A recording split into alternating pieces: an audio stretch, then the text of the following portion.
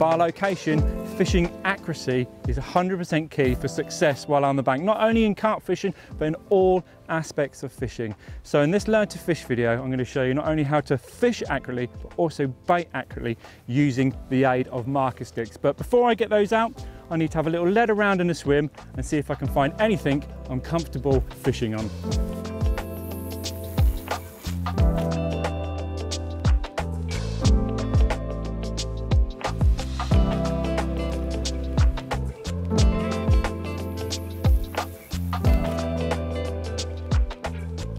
Right, that's the spot found. I'm really happy where I'm fishing. There's a gravel bar out there and I'm fishing just in front of it in a little bit of silt.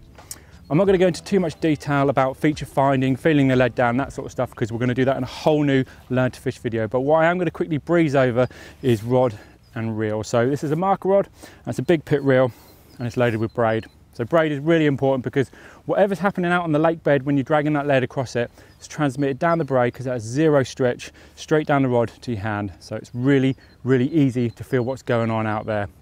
So the next thing you've got to do, and that's put the line in the line clip on your reel. So you want to put this in the line clip, but make sure your rod is out where you would finish on a cast. So for me, when I finish a cast, it's at about 45 degrees, about there. So as long as that rod is at that degrees, you're tight to your lead, put it in the line clip, which I've done there. So what I'm going to do is quickly whip this in and then just go through a couple of other little key features you need to do.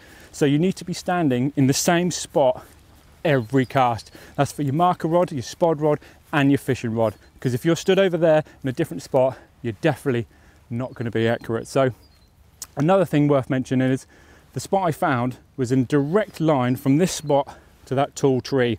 So that tall tree has got a lovely horizon marker, and I say horizon marker because at night time I'm always going to be able to see that horizon marker. There's no point picking someone's bivvy or a swim because at night time you ain't going to be able to see that. So that horizon marker is perfect for when you're casting at night time. So I'm just going to ping this out now, just like so. Just plop, put it down 45 degrees on the line clip, and I'm happy with that. So we know where we're fishing, we've got the horizon marker, we're still in the right place. We've just got to find the distance, and we're going to do that using the marker sticks.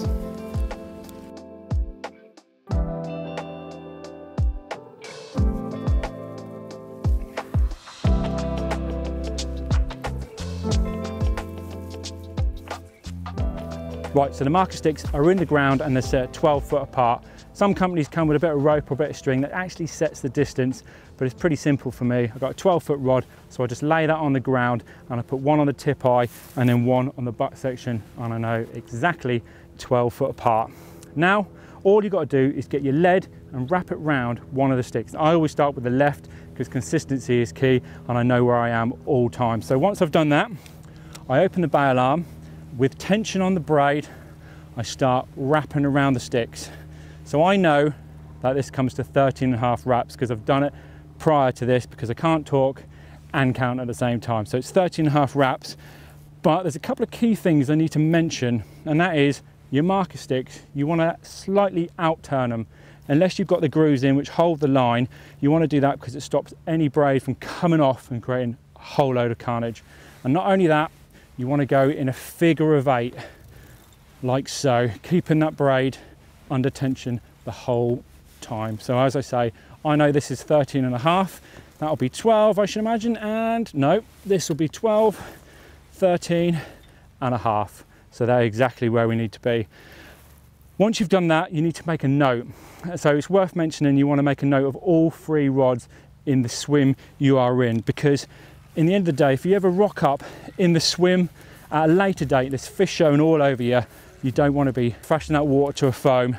You want to be getting those rods out speedy without any disturbance. And if you've got those notes in your phone, you can literally just wrap them out and get them on the spot. So now it's a case of just getting the rod and doing the same.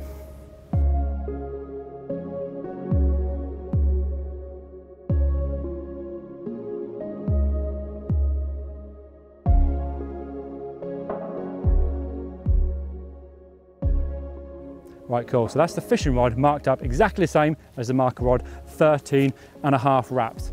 So now, all you've got to do is make sure you're standing on that exact same spot and you cast to that exact same horizon marking and hit the clip nicely, like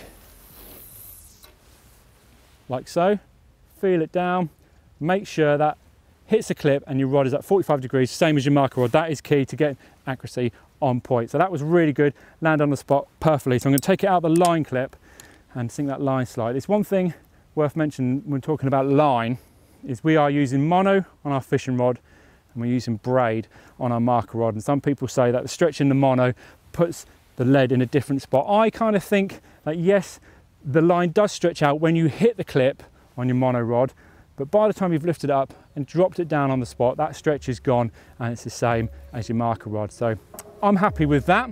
All I've got to do now is get the marker rod set up and switched over to a spod rod so we can accurately put bait over that rig.